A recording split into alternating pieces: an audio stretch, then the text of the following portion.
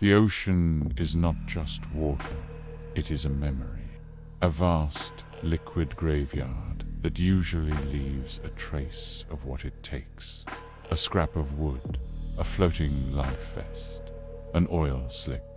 But there is a place in the Pacific where the ocean doesn't just kill, it erases. To the world, it is the Dragon's Triangle. To the people of Japan, it is Monoyumi, the Devil's Sea. Since the days of the samurai, sailors have whispered that this patch of water is a void, a hole in the world where the rules of physics, time, and biology simply stop. Today, we investigate why the Japanese government officially warned the world to stay away. Where is this graveyard? Draw a line from Tokyo to the northern Philippines and over to the islands of Guam. This is the Devil's Sea. But if you look at a globe, something terrifying emerges. The Devil's Sea sits at 30 degrees north latitude. If you follow that exact line to the other side of the planet, you hit the Bermuda Triangle.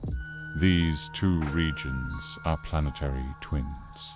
They are vile vortices, points on the Earth where magnetic fields are so unstable that true north and magnetic north become indistinguishable. In the Devil's Sea, your instruments don't just fail, they lie to you. They lead you deeper into the mist, convinced you are heading home, until the fuel runs out and the silence begins. The modern mystery began in the 1950s. While the world was focused on the Cold War, Japan was losing a private war against the ocean. Between 1950 and 1954, 9 massive freight ships vanished. These were not fishing boats. These were steel giants carrying tons of cargo. The most terrifying part, the weather. In almost every case, the sea was reported as calm as a mirror.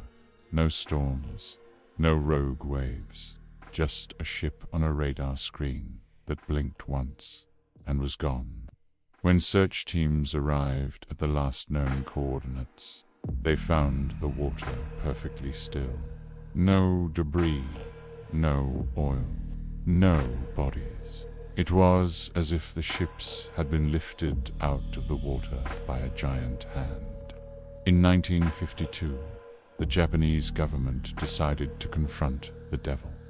They sent the Kaijo Maru No. 5, a state-of-the-art research vessel. On board were 31 people scientists, engineers, and sailors. They were equipped with the latest sonar and radio technology to finally prove the mystery was nothing more than underwater volcanoes. On September 24th, they reached the heart of the triangle. Their last transmission was routine. Then, total silence. Japan launched the largest maritime search in its history. They found nothing. The ship hadn't just sunk, it had been deleted from existence. This tragedy forced the Japanese Maritime Safety Agency to do something unprecedented. They officially declared the Devil's Sea a permanent danger zone. Science offers theories to keep us from screaming. They speak of methane hydrates, massive gas pockets under the seafloor that explode, turning the water into a gas-filled foam. A ship in this foam cannot float. It drops to the bottom in seconds. But the locals, they remember the old scrolls. The legends of the Ryujin, the dragon god who lives in a palace of coral. They say the Devil's Sea is his domain, and the ships are his tribute. Even today, some pilots refuse to fly over the region. claiming they see ghost lights and underwater cities glowing beneath the waves at night. Are they seeing gas bubbles? Or are they seeing something that has lived there since before man learned to sail? The Bermuda Triangle is a tourist attraction. The Devil's Sea is a warning. It doesn't want your movies. It doesn't want your documentaries. It wants your silence. As you watch the horizon on your next flight or cruise, remember, we have mapped the moon and the stars, but 95% of our ocean remains a mystery.